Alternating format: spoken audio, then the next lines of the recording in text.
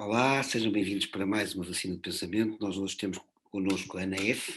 A Ana é artista plástica transdisciplinar, é professora de artes plásticas no Politécnico de Viseu, Escola Superior de Educação, é cofundadora da Galeria Sputnik do Window e motociclista, tendo ajudado a fundar grupos motociclistas como Backbone Babes e Motorcycle Talking Heads. Olá Ana, seja muito bem-vinda.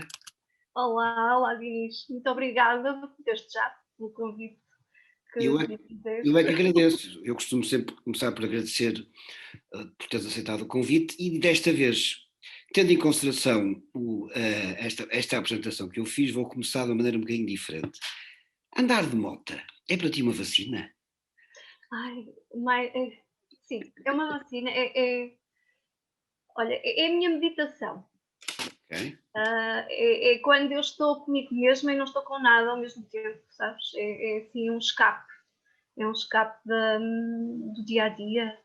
E depois também é algo que me acompanha desde sempre. Eu cresci, na realidade,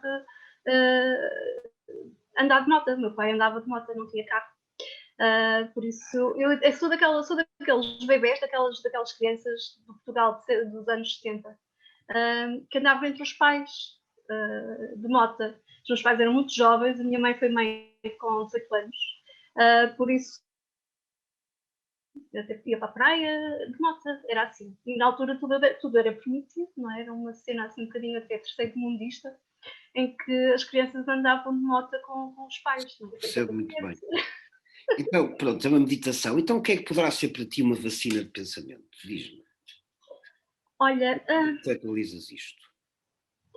na realidade, eu acho que para mim as maiores vacinas acho que nem foram propriamente as leituras, eu acho que passa mais pela resiliência, pela empatia e pelo altruísmo. São para mim as verdadeiras vacinas, aquelas que me dão as capacidades para depois ter força para ultrapassar, por exemplo, momentos como os que estamos neste momento a viver, não é? E que são muito complexos, mais complexos do que aquilo que possam até parecer para o comum dos mortais, porque isto não se fica só por aquilo que nos dão e nos dizem. Por isso, eu acho que sim, para mim, o altruísmo, a resiliência, a empatia, a empatia, por exemplo, está em crise, não é? São aquelas vacinas, são as mais importantes para mim. Eu já vou, já que estás a falar da crise, eu já vou aos reforços, mas antes disso gostava de saber um pouco melhor onde é que tu foste buscar essa resiliência, empatia, tudo isso que acabaste de referir. Há assim algum aspecto em particular que queiras referir, onde terás ido buscar precisamente essas características que tu consideras tão importantes? Uh,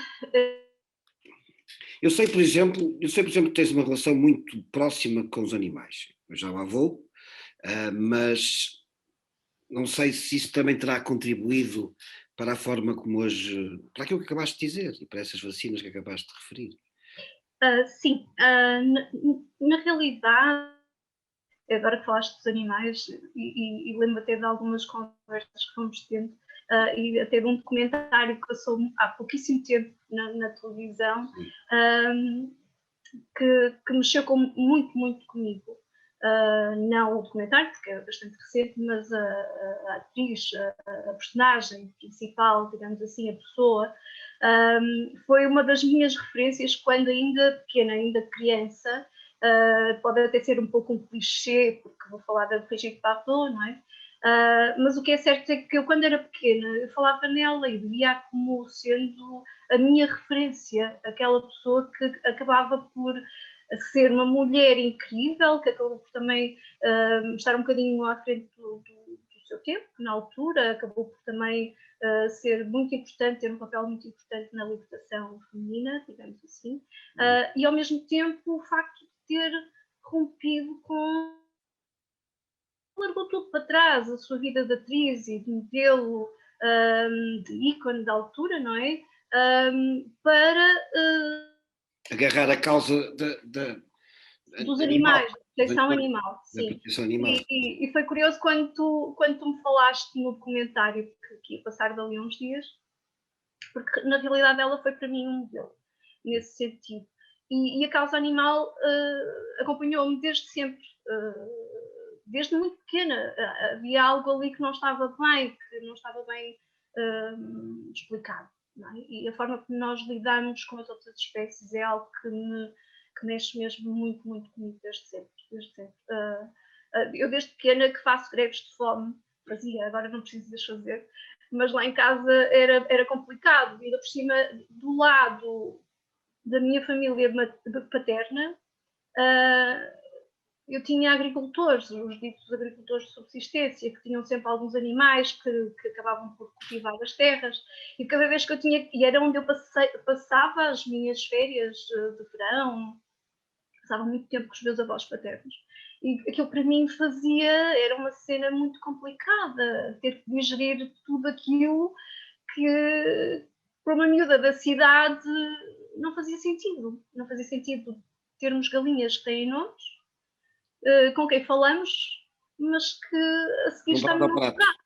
E depois vão parar ao prato. É para a panela, não é? Isso eu não percebi isso. E quando isso acontecia, eu estava lá em casa dos meus avós, para mim era muito complicado. Uma cena mesmo muito complicada de digerir e não comia. Porque não estava correto. E realmente esses momentos e algumas figuras que fui acompanhando, não muito perto, mas fui de alguma forma sabendo o que é que elas representavam dentro desta causa, foram sem dúvida algumas das vacinas, para eu conseguir também ultrapassar todos esses momentos. Poderiam ser traumáticos, não são? Porque acabei por perceber que aqueles que são assim, não é? Ainda hoje, não é? Estou aqui a falar contigo, mas o meu rol de amigos continua com dentro dos mesmos hábitos, dos mesmos rituais e cultura também, não é? Eu ia te perguntar, ainda há uma grande insensibilidade para a questão do especismo, não é? Pelo menos eu noto isso, sente-se muito. Parece que é uma coisa à parte, que não interessa, são animais, as pessoas não pensam muito sobre isso. No fundo, há um interesse financeiro muito grande, não é? Em volta da questão da exploração animal, seja ela para a alimentação, seja ela para o vestuário, para matéria-prima, para uma série de coisas, não é? Sabes que em relação a isso, a vacina que eu tomei que me marcou muito foi a do Peter Singer, quando li. É uma delas também, sim, sem dúvida, o Peter Singer, mesmo o Darwin, a forma como ele vai colocando as coisas a dada altura, não é? Eu até tenho aqui, porque eu acabei de trazê-lo para aqui para falar também. O Darwin é sem dúvida importante. São das emoções, estava a pensar nesse livro, sim. Não é? Em que ele aqui já insere o homem, a questão das expressões, quer no homem, quer no animal, não é? Há aqui um paralelismo já, que não existia no primeiro livro dele, A Origem das Espécies.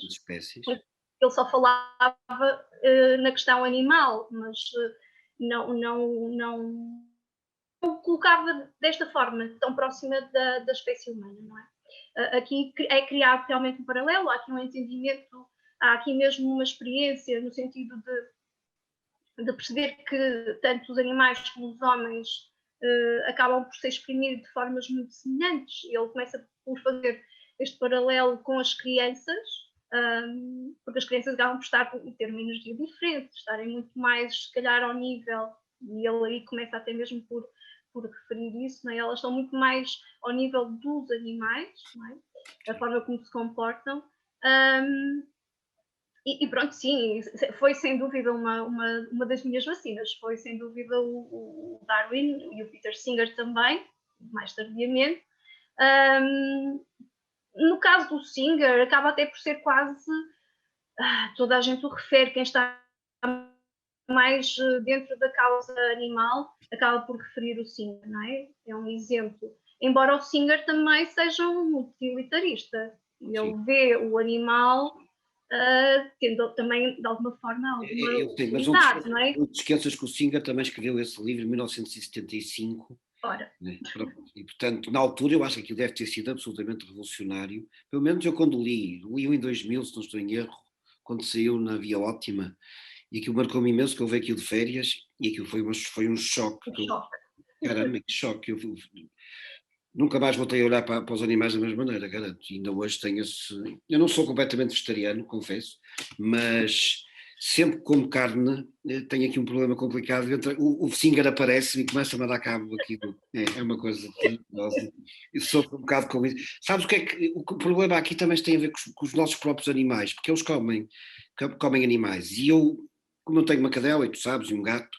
Essa cadela é igual a uma das minhas cadelas. Eu sei. Elas podiam ser irmãs.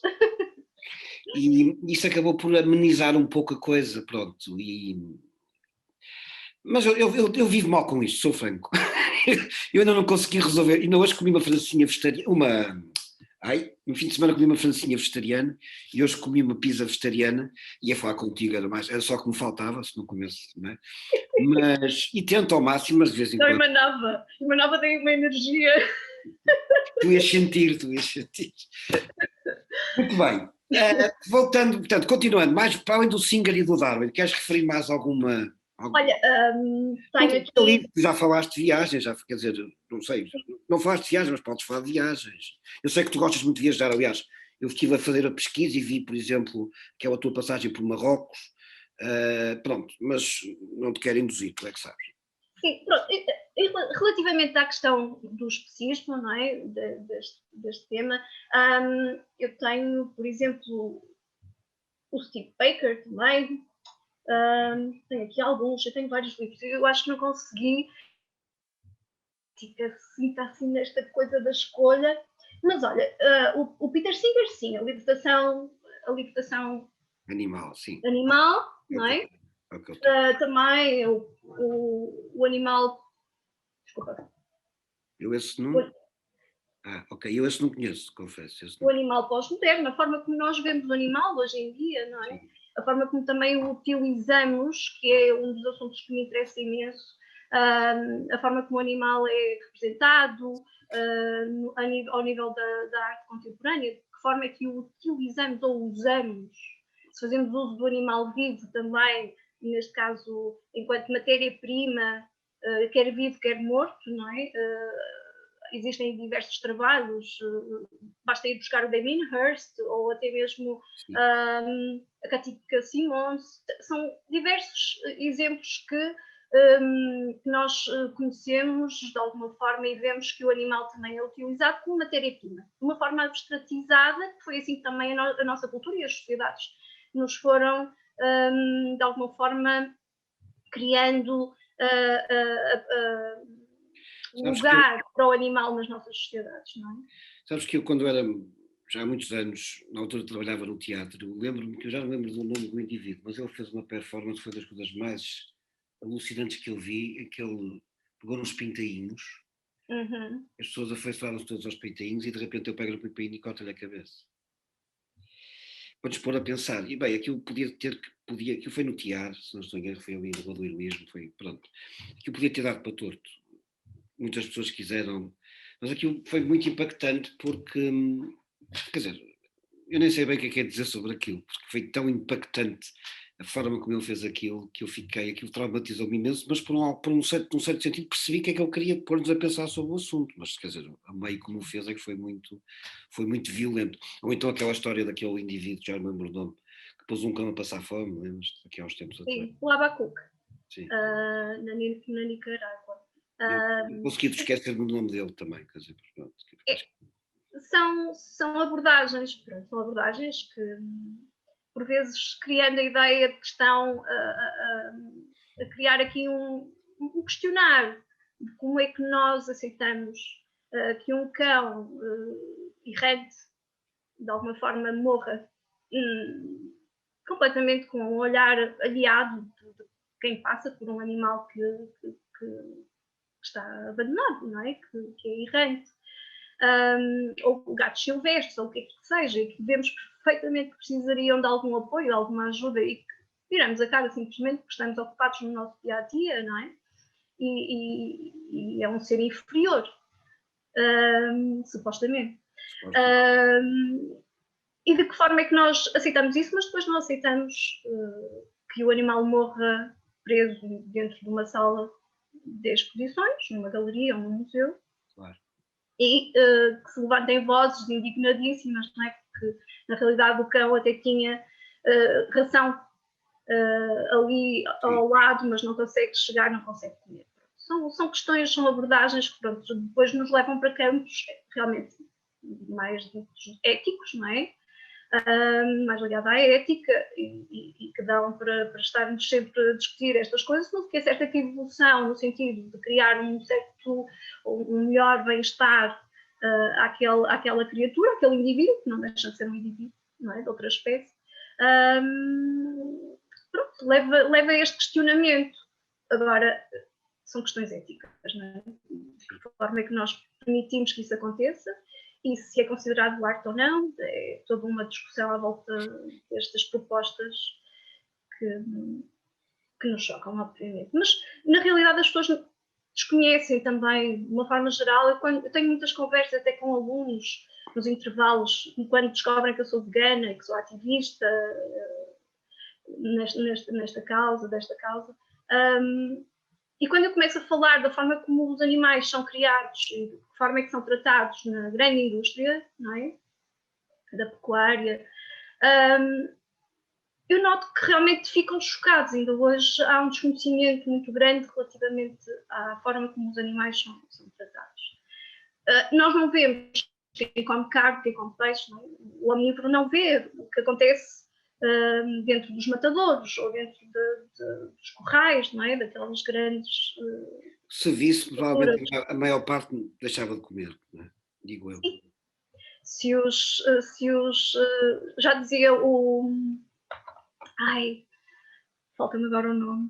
Se os matadores tivessem... Se as paredes fossem de vidro... Eu conheço essa citação. Não é? O Paul McCartney. Foi Paul McCartney que utilizou esta expressão, não é? Se os matadores tivessem janelas, fossem todos vidrados, obviamente muita gente repensava, não é? O que é certo é que nós não vemos, está para lá de... nós não temos acesso a isso. E hoje em dia, com a internet, obviamente conseguimos chegar até muita coisa que Sim, mas sabes que uma das é coisas... brutal, não é?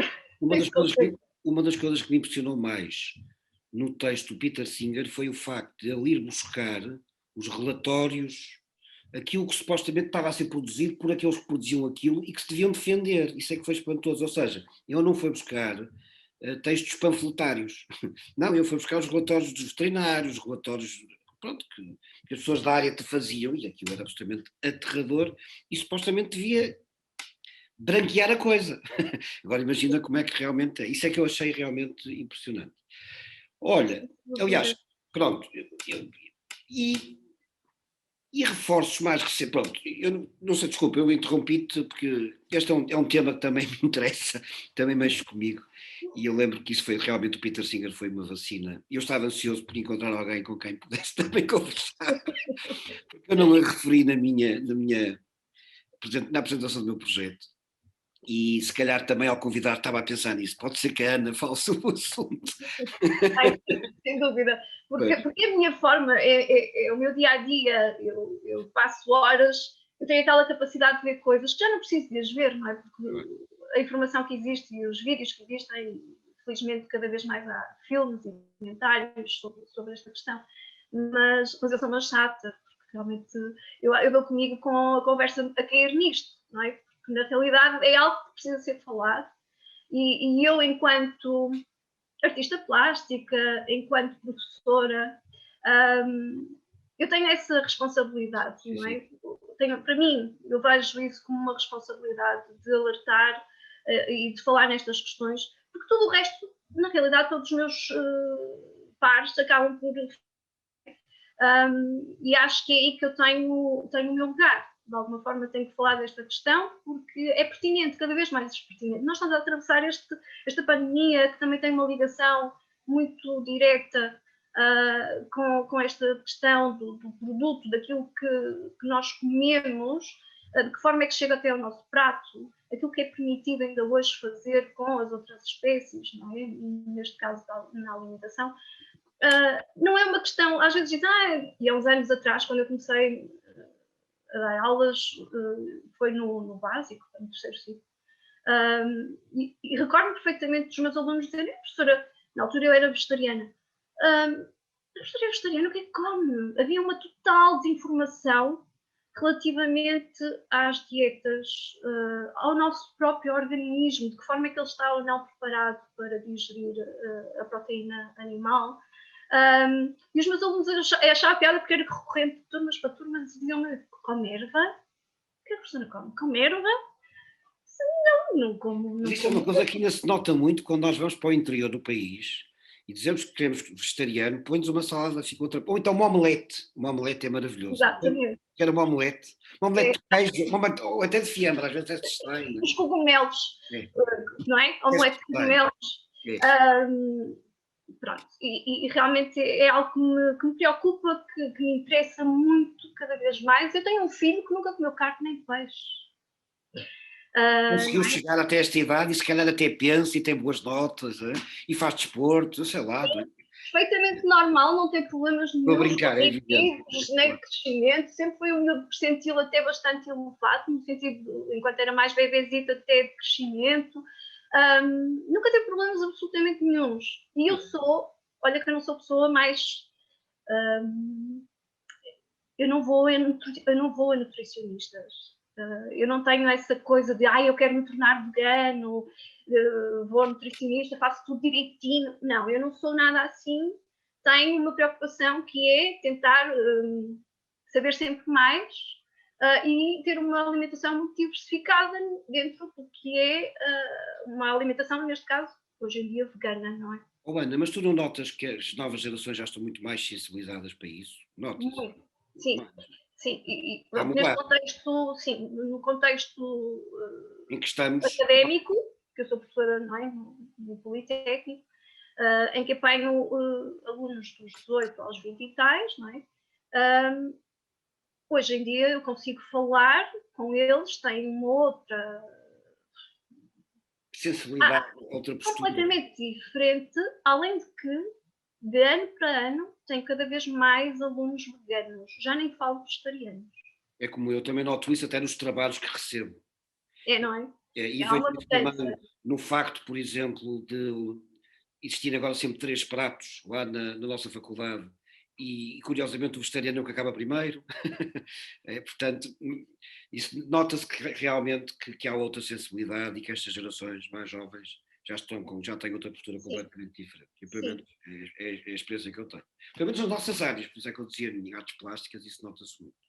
Eu penso que sim, mas olha que também dou aulas a alunos de comunicação, que não são propriamente alunos de artes, não é? E tenho sempre eu penso que há 2 anos para cá, talvez. São muitos os alunos que realmente têm uma alimentação já com consciência, muito mais consciente, pela causa animal, acima de tudo. Pela causa animal, sem dúvida. Certo. E eu queria só dizer, acho que é muito importante, não sei se conheces, o dilema do omnívoro. O dilema do omnívoro, sim. Eu tenho aqui, ainda não li, mas já o comprei. Ainda não li. Também foi um daqueles livros que me marcou, não se estando assim tão diretamente como o Peter Singer, mas o facto de haver este tracing do alimento que vem para o nosso prato, de onde é que ele vem, qual é a origem, o que ele passa, quais são as estratégias financeiras, de mercado, para nos impingirem produtos alimentares. Acho que é importantíssimo. Eu cada vez mais, como sabes, e digo no meu projeto, no primeiro vídeo, o Marx foi um autor que me marcou muito e fala inclusive do fetichismo da mercadoria. E de facto, no campo da cozinha, no campo da culinária, é provavelmente dos sítios mais brilhantes para falar do fetichismo da mercadoria, porque nós ficamos completamente enfeitiçados com aquelas iguarias, com as coisas extraordinárias que os cozinheiros fazem, os conheções, não é? Mas depois esquecemos de toda a desgraça que existe, que está por trás para aquilo poder existir. E é um belíssimo exemplo de uma faceta do fetichismo da mercadoria. Ficamos enfeitiçados, mas depois não esquecemos do que estava escondido por trás. E é o que, pronto, foi por isso que eu também comprei esse livro, ainda não li, mas fiquei com essa ideia. Portanto, tu dirias que esse livro é uma espécie de reforço. sem dúvida, sem dúvida. Porque mesmo, eu acho que é daquelas coisas, mesmo que tu já tenhas, quando tu depois todas as estratégias, toda a parte química, toda a alteração, a adulteração, até a forma como toda a estratégia de marketing também é feita de maneira a tornar-te a ti dependente de um produto. E depois a forma como ele foi à procura da origem dos alimentos, ele esteve mesmo nos sítios, ele esteve mesmo nas chacinas, esteve mesmo na matança, para tentar perceber exatamente o que é que se passava. Acho que é assim um daqueles... Não deve ser nada agradável de se ler. Não, mas pronto, é interessante, é muito interessante e muito útil nos dias de hoje. Muito, muito interessante, sem dúvida. Muito bem, Ana. Não sei se queres acrescentar mais alguma coisa àquilo que já dissemos. Sabes, infelizmente, eu estou a notar aqui uma coisa, a conversa de vez em quando falha, o que é uma pena, porque vão aparecer aqui algumas falhas na comunicação. É o problema do que estamos a viver agora, mas pronto. Mas é uma coisa pequenina. Mas há sempre uma outra frase que vai escapar, paciência. Mas dizia eu, queres dizer mais alguma coisa ainda em relação, ou podemos dar por encerrada esta nossa conversa, esta nossa vacina, que também, como sabes, não se quer muito longa, que é para ser tomada, não é? Porque... Sem dúvida. Não, foi ótima, foi ótima. Ainda bem que existem estes momentos. Dou-te os parabéns por teres criado aqui este espaço de troca de impressões e de leituras. E que também sejam vacinas para nós. Não é? E que também sejam vacinas para mim. São vacinas. Eu estou a apanhar uma série delas. Olha, eu com esta brincadeira ando a ver coisas, ando a comprar livros, isto não... Está a tornar-se mais sério do que eu tinha pensado no início. Está a tornar-se muito mais interessante, porque isto começou com uma brincadeira e de repente, já que gerou-se aqui uma certa responsabilidade, de repente começou a tornar-se mais sério este projeto. Eu estou a abarcá-lo, estou a achar muito interessante e estou a diversificá-lo, e ainda bem que em boa hora te convidei, porque eu queria muito ouvir o teu ponto de vista. Sei que tens essa ligação muito próxima à causa animal. Este problema do especismo não está nada pensado sequer, é uma coisa que está muito mal pensada na nossa sociedade. As pessoas são contra o racismo, são contra a xenofobia, mas depois esquecem-se que no especismo estão a fazer a mesma coisa, não é? Certo? A questão é bem... É assim, se nós ainda não resolvemos a questão connosco, não é? Enquanto seres humanos, com a nossa própria espécie, obviamente que não vamos tão cedo resolver com as outras, não é? Da mesma forma que nós temos racismo, da mesma forma que temos problemas com as questões de género, não é? A questão com as mulheres, obviamente que os animais ainda vêm muito para lá da lista, não é? De questões a resolver. Mas olha que eu acho que devagarinho. Sim. Eu passo sempre nas minhas aulas coloco sempre uma citação do Peter Singer em que ele diz que é uma calça. Vamos. Ana, olha, acho que vamos. É uma calça, desculpa, agora não percebi a última. Pois, eu acho que vamos ter mesmo que dar por encerrada esta conversa, porque estamos a ser boicotados em termos de rede, mas muito obrigado por...